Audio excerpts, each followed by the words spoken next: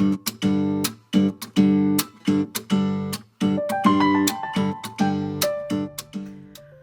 everyone, thought it'd be useful to go over some of the tools we're going to use for our rug. So aside from the obvious, you need scissors, you need a rigid Heddle loom. You need a rigid Heddle loom with a 7.5 dent Heddle is what we're going to use this time. So just one, nothing special on that front. And we're going to use, or I'm going to use 8/4 rug warp. And this is often sold as Maysville rug warp, or it usually is called rug warp. So you're going to want an 8/4 cotton that is strong. I mean, this is really strong stuff. There's no way I could break this with my hands. It can withstand the tension that we need for both warp and for rugs. It's also going to get beaten quite a bit differently than usual, so we definitely want something sturdy.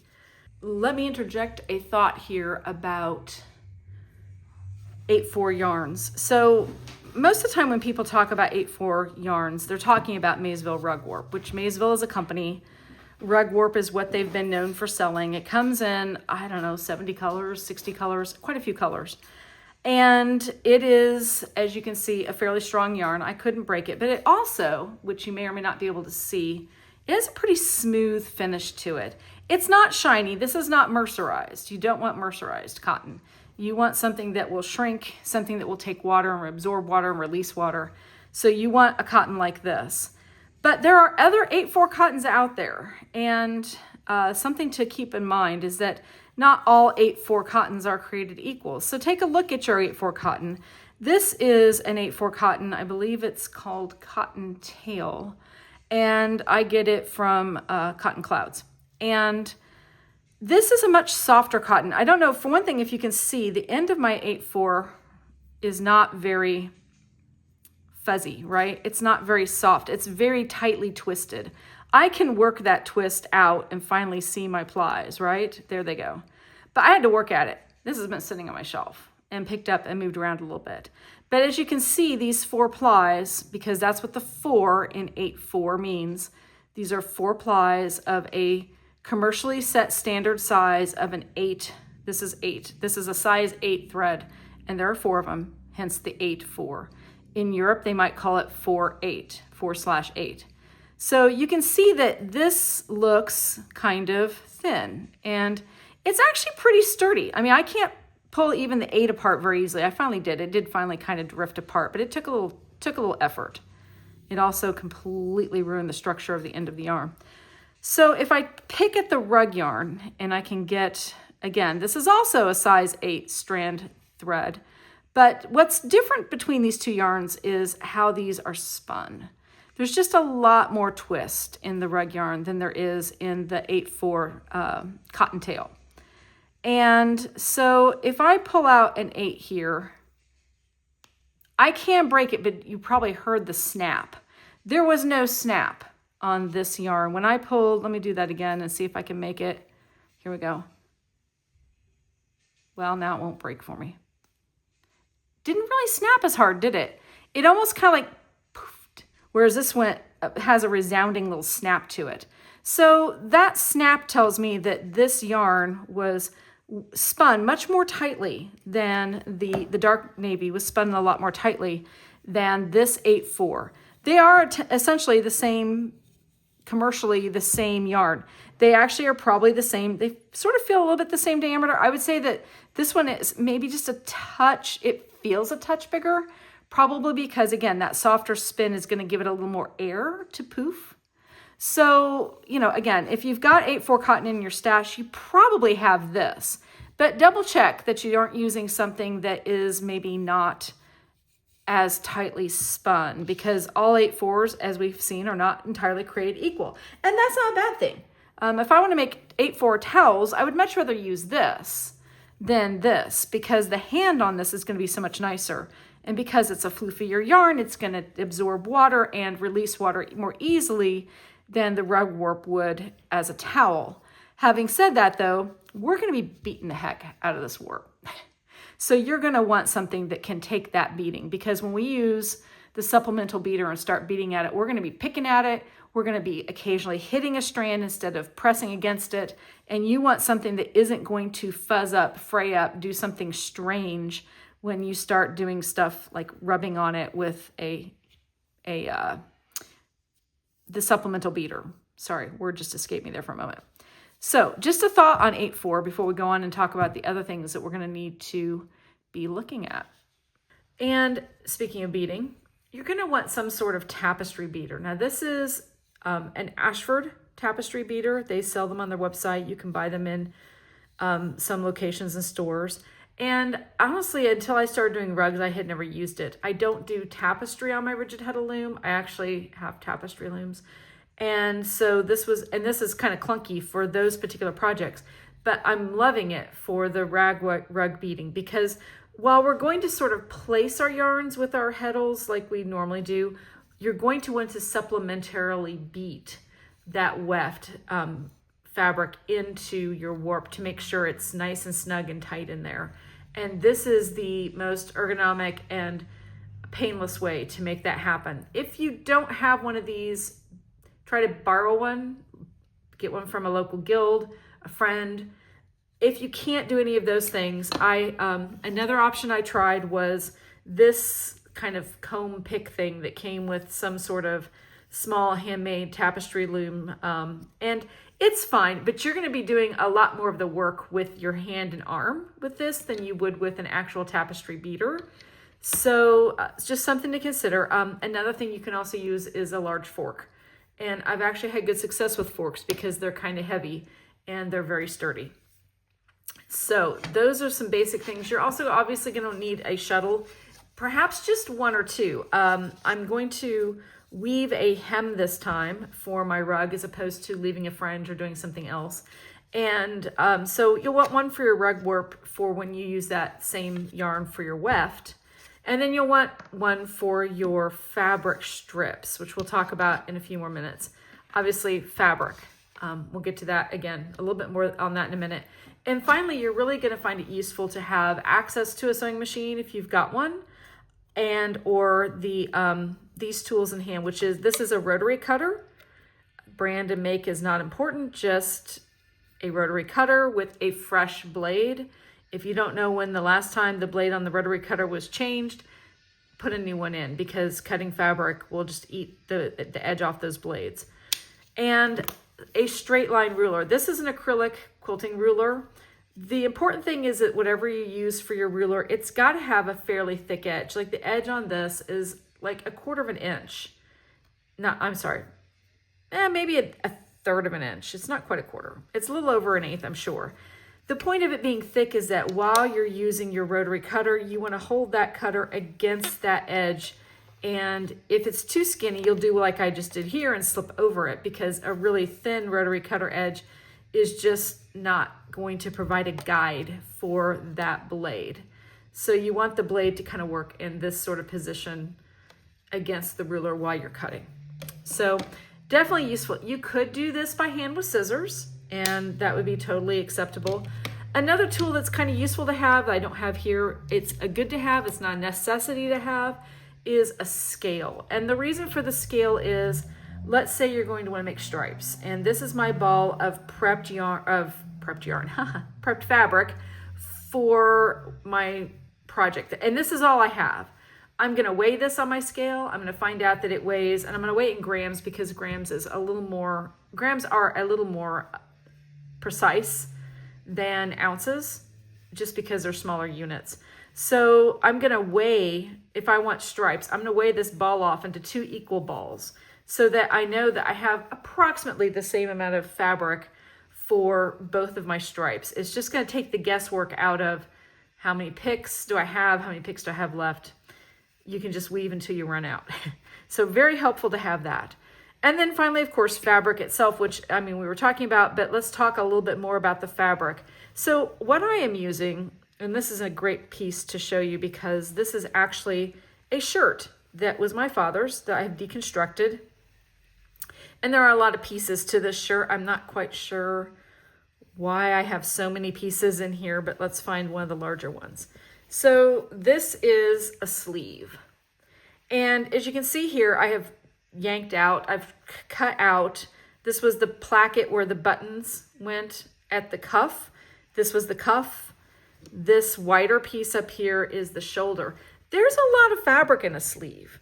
And another thing that's nice about men's shirt fabrics is that we're talking about like nice shirts, not t-shirts, not polo shirts necessarily, but like a button-down shirt or at least a shirt with a collar, is that a lot of times they are made with a fabric that has been woven as opposed to a fabric that's been printed. So this fabric, as you can see, on both sides, inside and out, whichever one this was, there's no way to tell at this point. This is quite a bit of fabric, and that's just one sleeve. When we get into things like working with the back of the fabric, the part down from the neck here, finally found the back. I mean, there's a lot of fabric here. And so we're going to prep this fabric for weaving by doing some simple sewing and squaring off the fabric so that we can do the simple sewing easily, and then making a continuous strip. So this fabric here, same thing. This was also a shirt, probably of my dad's, because I don't think I ever saw my husband wear this one. And you can see it has been woven on both sides, or it's been woven. So, you know, when you weave, as we weave, just like we weave our fabrics, if I pull this apart, you know, there are brown threads and there are tan threads.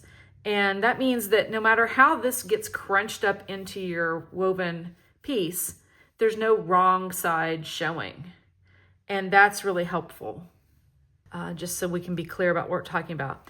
This was a skirt. This is a linen woven skirt, but as you can see, the design wasn't woven into it. I mean, pretty complicated design for a lady's skirt. So this was printed onto the linen. Now I've actually woven, the rag rug, the blue one that's been kind of floating around the internet that I did, used some of this in one of the center pieces. And quite frankly, because the fabric is overall kind of light, when it crunched up and the wrong side sort of might have peeked out, it's got enough of the blue peeking through that it wasn't a huge like white stripe all on its own. But let's take another fabric. This is a quality fabric, quilting fabric, and you can see there's some light and some dark areas.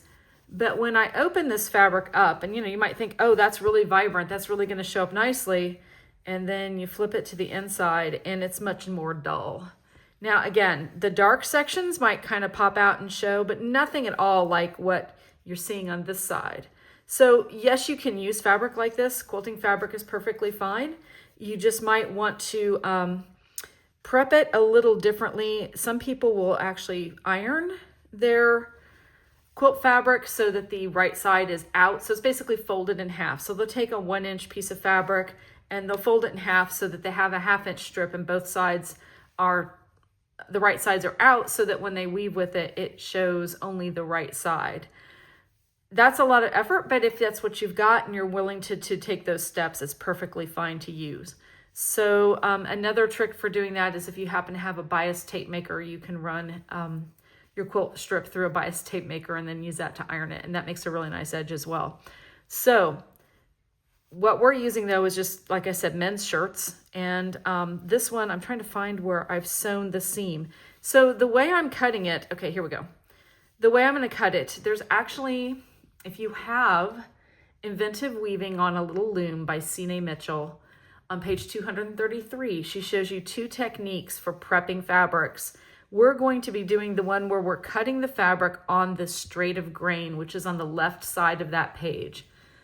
Might be a different page number if you've got a different edition.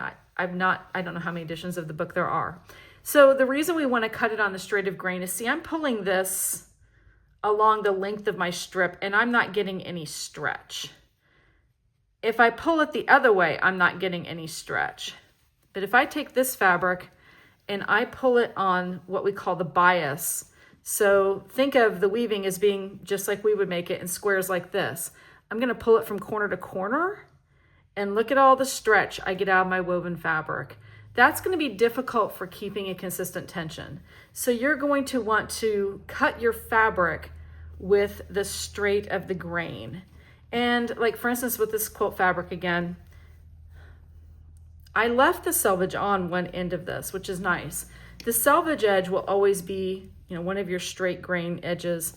You'll actually probably get less stretch if you cut the length of the fabric. So the selvages, if this were on a bolt of fabric, this is a fat quarter. This would be 1/2 of one side of it being folded. So the width of the fabric is twice this, usually something in the realm of 42 to 45 inches wide.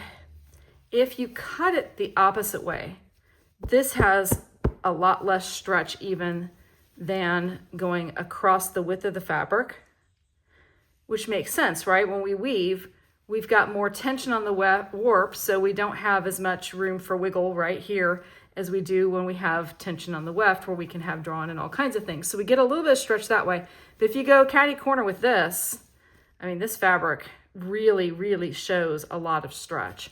So you're going to want to work with one of the straights of grains if you can figure out which way is square and kind of is the least stretchy, cut it that direction. But for things like shirtings and such and scraps, just go with whatever seems to work here. And in this case with these shirts, I'm just cutting, my dad was very fond of plaid, so it's pretty easy to see your straight of grain, relatively speaking. Now that doesn't mean that every single cut has to be perfectly on the grain. That's not what we're saying. Just aim for the straight of grain. So that's the fabrics we're going to use. Not all of them, but that's an example of the kind of fabrics you might want to look for. And again, if you look at a man's shirt and you see that the inside is kind of a light color, that means that the design was printed on it.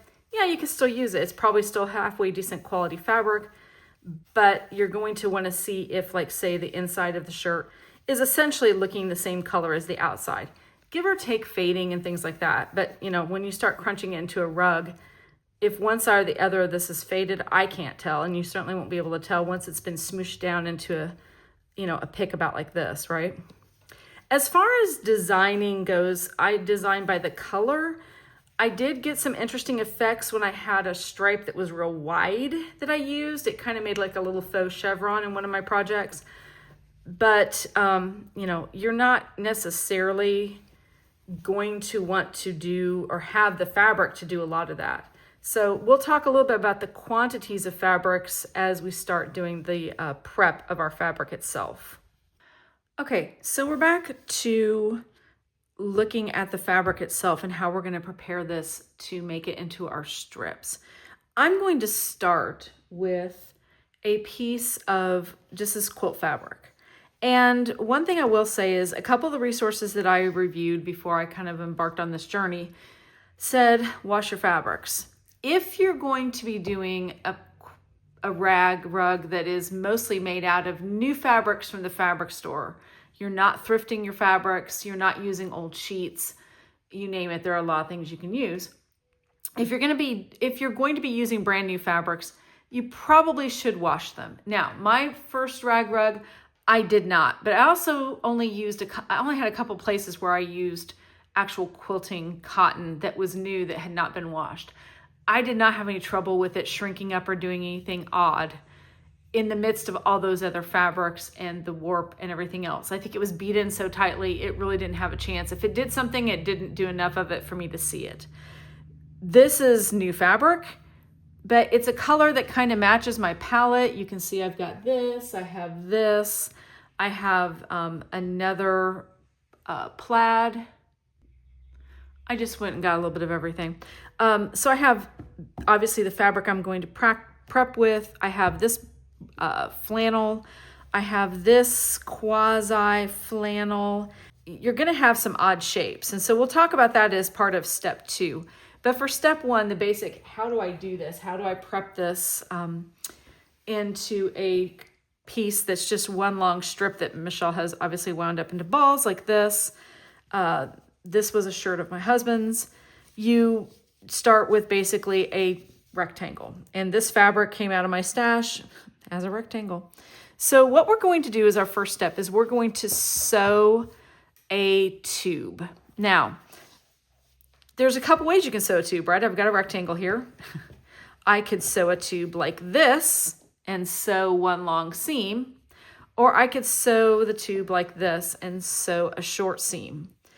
we're going to choose to sew the short seam because when we're cutting, we'll have the longest strips possible between the seams. So our strips of fabric are going to be approximately this long, which as I throw it here on my, it's about 34 inches long. So yeah, I would rather have a 34-inch long strip than a 11-inch strip, right? Before I hit a seam. Just fewer seams or fewer weak points. So we're going to take this in to a sewing machine.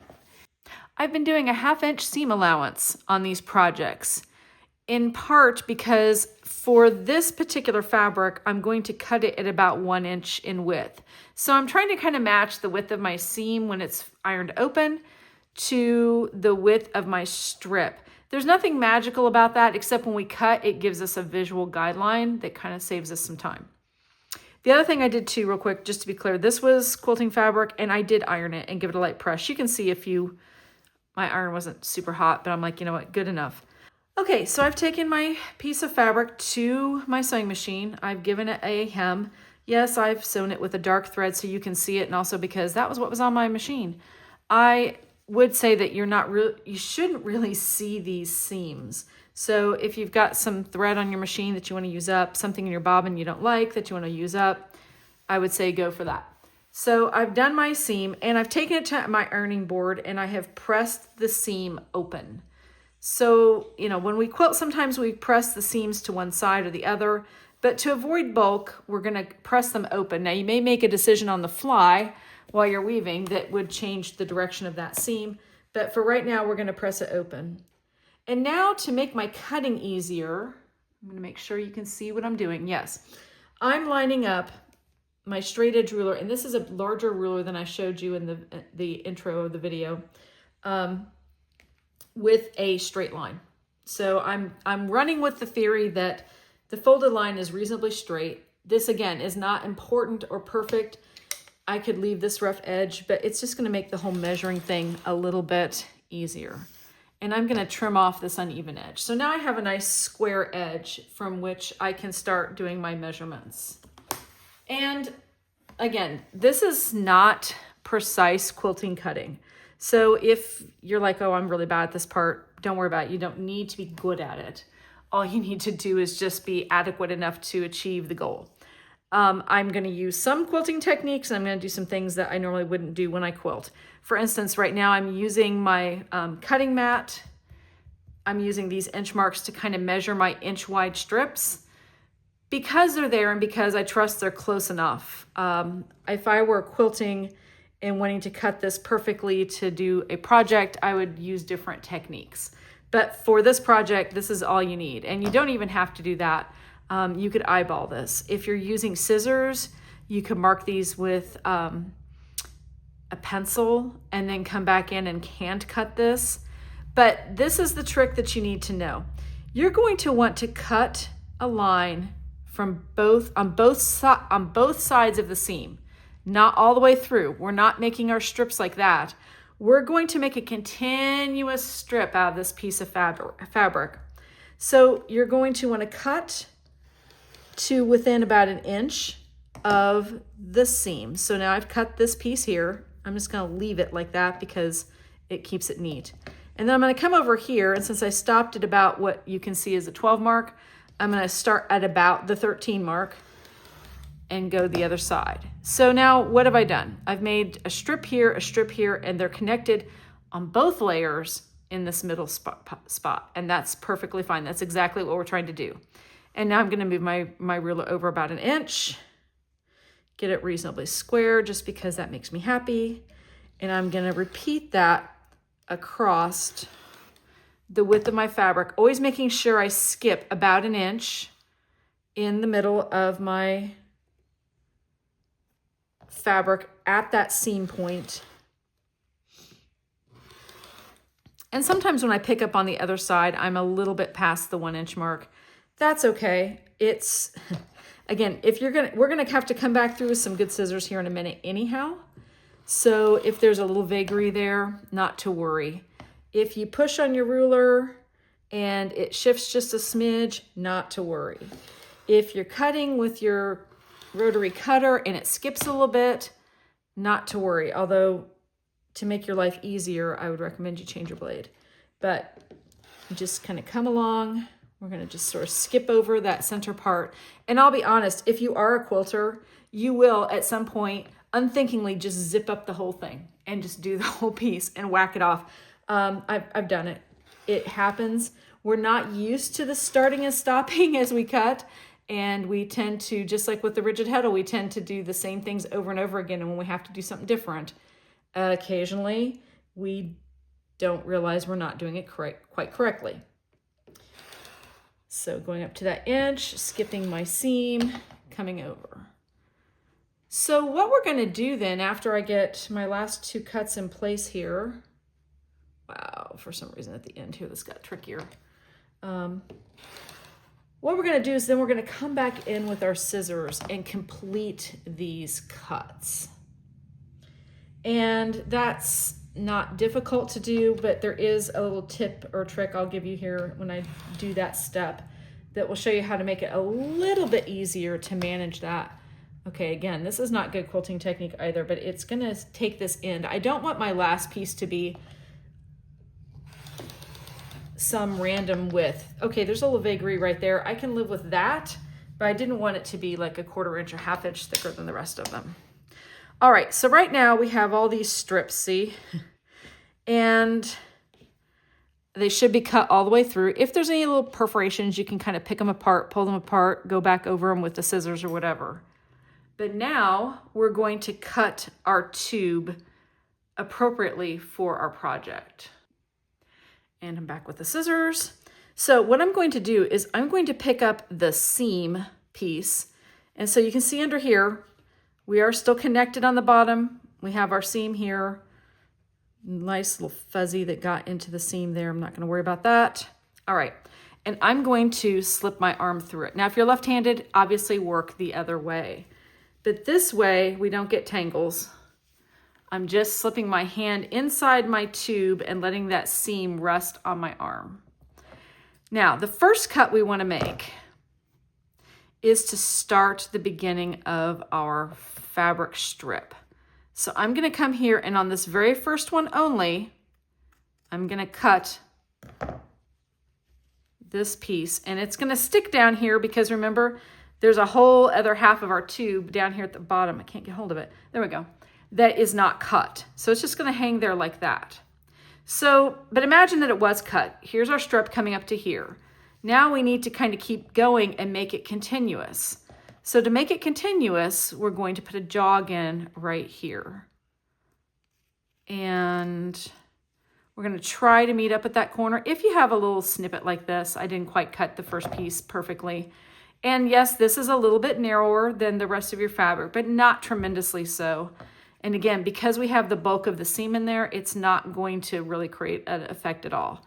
And we're just going to come across the whole width of our seam and go from the bottom right, which is the continuation of the previous strip, and connect to the top of the next one on the left. So we're going to do a diagonal cut across the seam and connect them up like that. Now they're still connected down here, right? So we're not worrying about that yet. We're just trying to do this up here. Now, if you were working this, if you're left-handed and you're cutting left-handed, you would make your first cut over here from corner to corner, and then you would work this direction to make your continuous seam. But since I'm right-handed and I cannot possibly do that to demonstrate, I will just tell you that is, in general, just reverse what I'm doing. And you can see occasionally I'm making like a little correction when I get to the corner. If I haven't quite caught the corner, I can come up and just kind of like snip it through.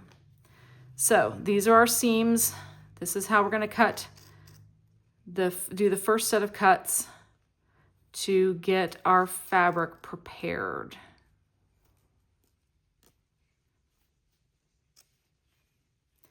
And in that book, again, I knew this technique before I had the book, but this is a quilting technique. There's actually a couple ways to do it. And the book actually shows you the alternative way, which is to do this with a bias cut, where you're getting stretchy fabric when you finish. All right, so this was the first end I cut off, right? This, as I said, was going to be my beginning, and it hung from up here down to the bottom. So now I'm just going to come across here, and on the side without the seam, I'm just going to connect the dots. I'm just going to finish cutting through my fabric so that I connect the two slices from top to bottom on the second layer of our fabric.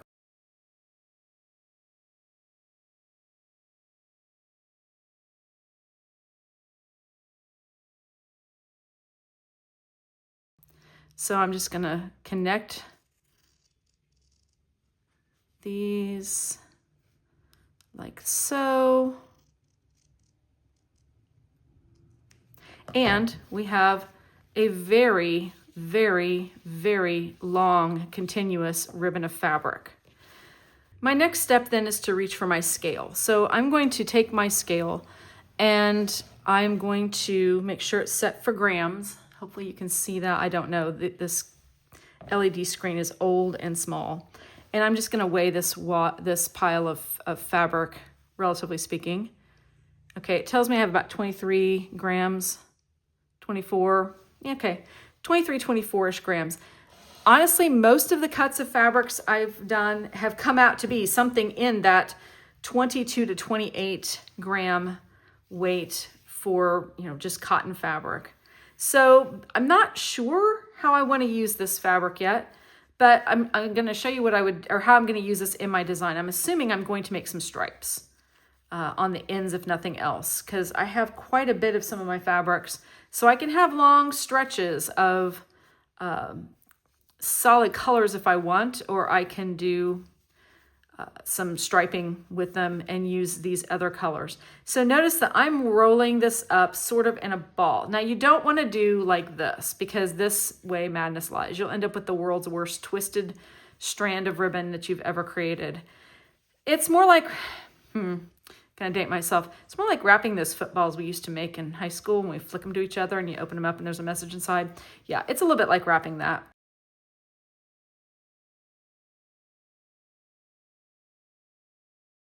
See, just the sheer working with it is going to add a little bit of twist. The goal is to add as little extra twist as possible because it's just not helpful. So I'm going to weigh this right now. It says I'm at 9.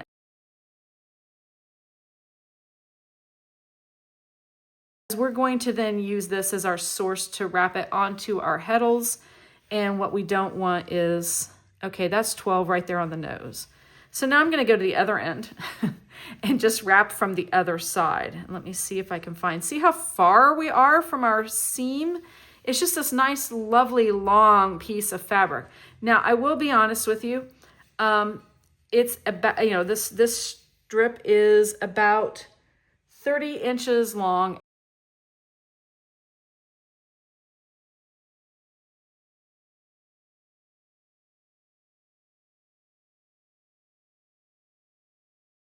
Sewing machines. So I did sew with the sewing machine my seam. Now, one thing I did this time that I didn't do before, I chose to use, all my sewing machines are vintage. I don't have a sewing machine newer than 1994. This is 12 stitches per inch because my older American machines, that's how they did stitch sizes. I will look up for you, for those of you who may have a sewing machine that has a number like 1 or 2, I will look up the correct number for you for that. Those numbers actually represent millimeters.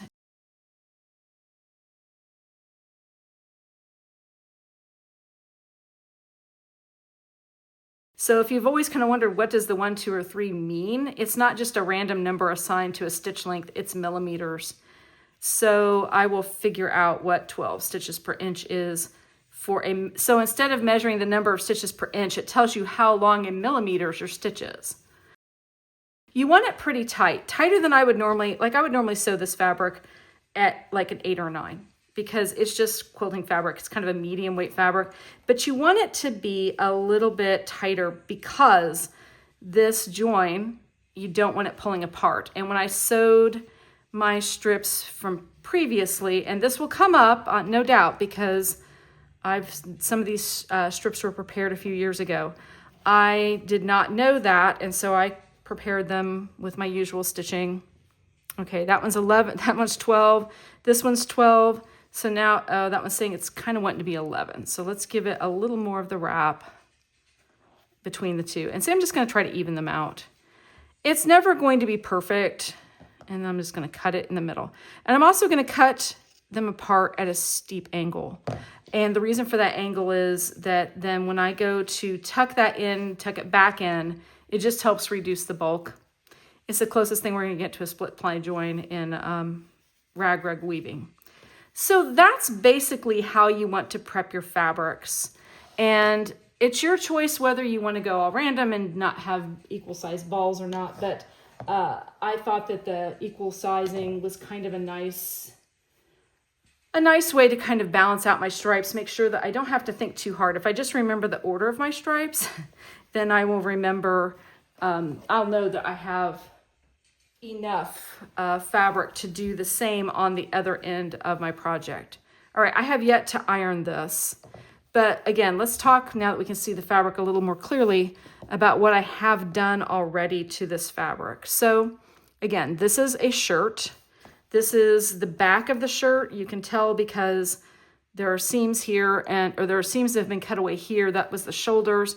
It's a long, unbroken piece of fabric. There's no buttons or button slits or anything else. Obviously, this shirt had, at some point, had a hem down here. You want to trim that hem off.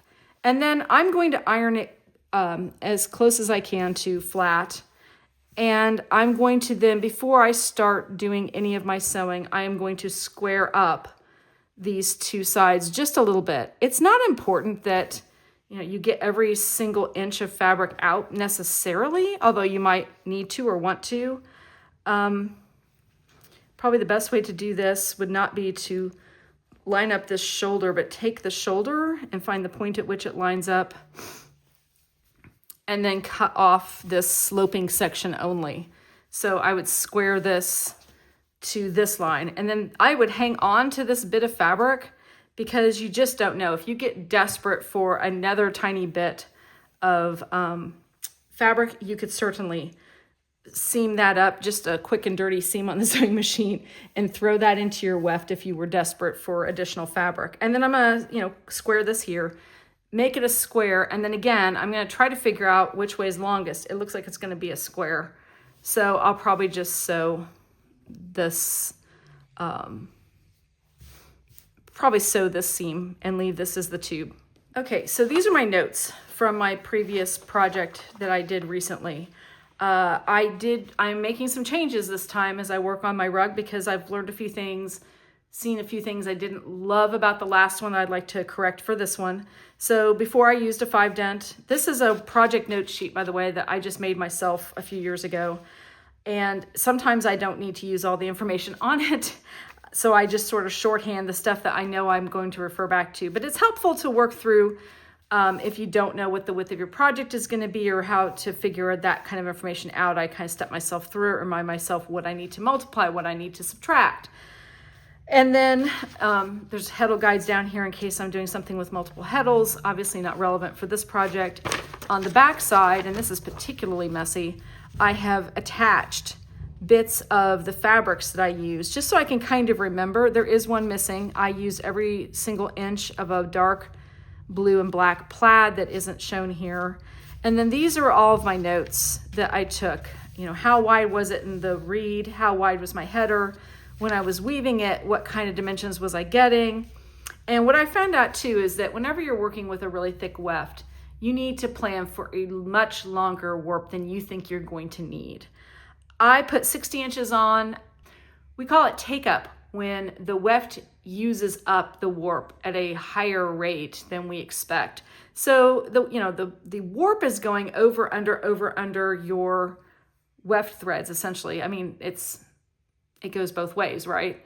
Your weft is obviously going over under, but so is your warp.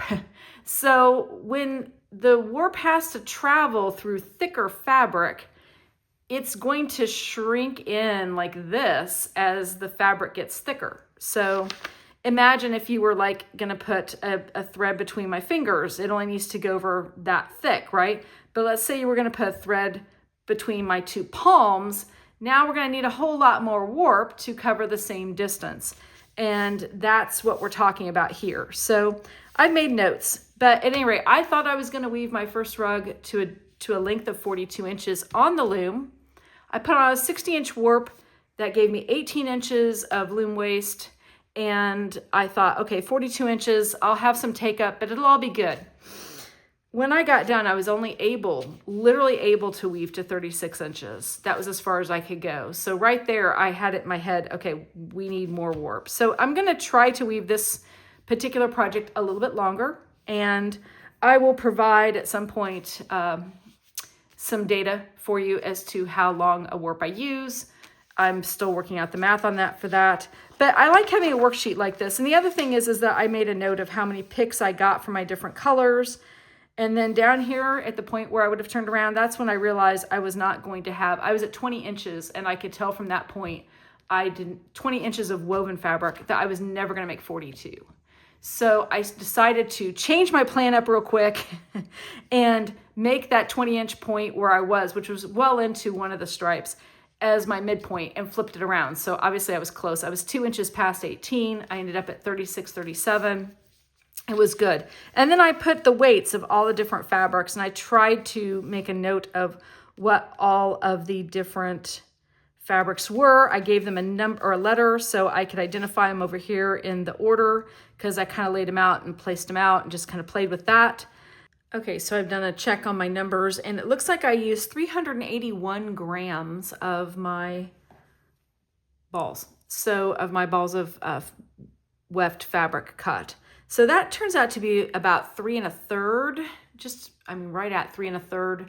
I'd probably take it safe and do 4 ounces of fabric in your balls to get of stripped fabric to get to the point where you have enough at least for a 36-inch. Since I want to do a longer project, I'm probably going to up that to maybe 4.5 ounces. So we shall see, but it's a guideline. It's a lot is going to depend too on the weight of your fabric. And that was one other thing I wanted to mention about some of your fabrics.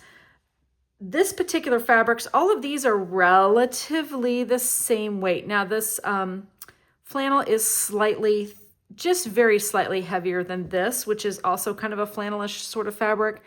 Both of them are considerably lighter than this white, which is a commercial something that's been obviously printed on one side, but because it's white printed on white, I'm using it as a solid white. So when I'm cutting my fabrics, the last rug I used the same width for all the pieces. Again, another test to see what would happen. And the fabric actually that gave me the most grief was this one. This was the heaviest of the bunch.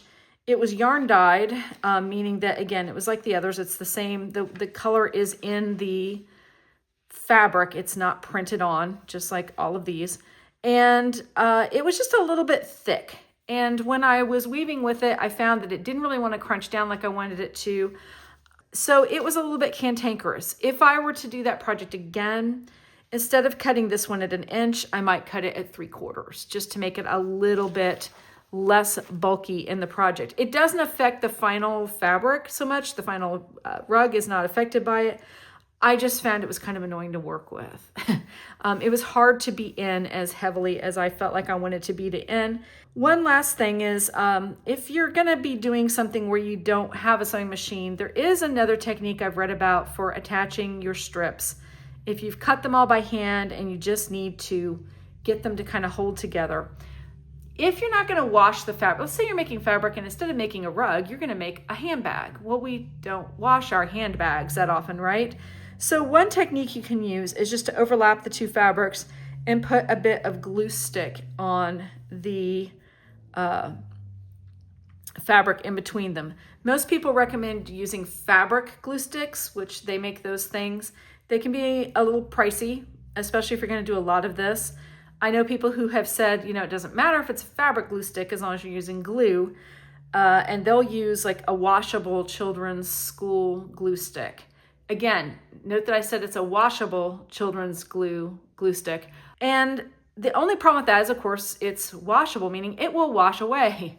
So I don't know, once this is woven, whether having it glued or not at this point, you're going to be crunching it up, if that's going to make a huge difference in how well it will hold together. But if that's a point of concern, then you might choose the fabric glue. Another technique that I had always heard was the way to go, but had never tried it myself, is I have taken the fabric, this black, I have folded it in half and cut a buttonhole slit in it. And then I'm just going to take my other fabric and pull it through.